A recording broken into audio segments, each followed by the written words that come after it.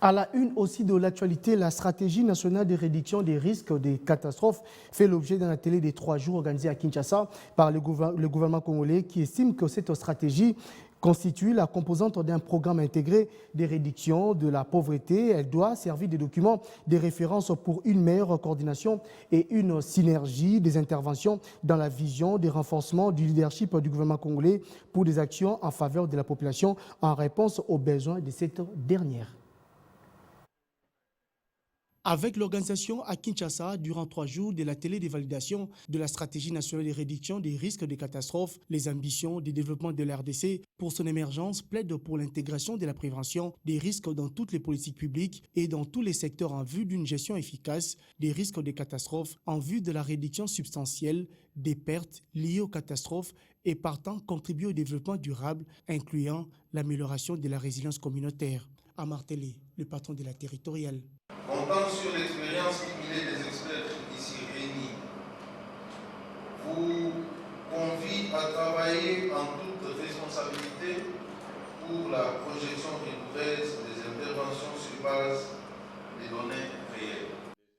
Pour les ministres des Affaires sociales, Action humanitaire et solidarité nationale, la présence des partenaires à cet atelier témoigne l'engagement pour construire ou mieux renforcer le partenariat que le gouvernement congolais entretient avec tous les acteurs pour des actions en faveur de la population en réponse à ses besoins et avec pleine participation. Le cadre programmatique de cette stratégie de réduction des risques de catastrophe a reconsidéré les exigences de chaque phase du cycle de gestion de catastrophe.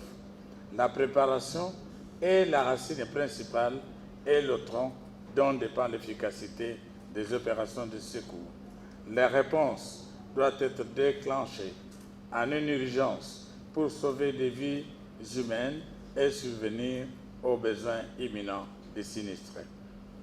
En croire Bruno Lemarquis, représentant spécial adjoint du secrétaire général de l'ONU, la détérioration de la situation humanitaire dans l'est de la RDC indique que le Congo-Kinshasa doit mener un combat disproportionné entre l'immensité des besoins et les ressources qui sont largement insuffisantes. Et il n'y a aucune fatalité à ce qu'un aléa naturel entraîne une catastrophe naturelle, car beaucoup dépend de l'action humaine, ce qui requiert de forts engagements en termes de gouvernance et de coordination. Durant les travaux de cet atelier, les experts des hauts rangs qui sont rassemblés dans ces cadres mettront à profit leurs connaissances et compétences pour traduire les constats d'insuffisance des capacités en stratégie cohérente avec une programmation pragmatique et réaliste de renforcement des capacités portant sur l'acquisition d'équipements et des matériels spécifiques et ainsi que la mise à disposition des ressources humaines compétentes.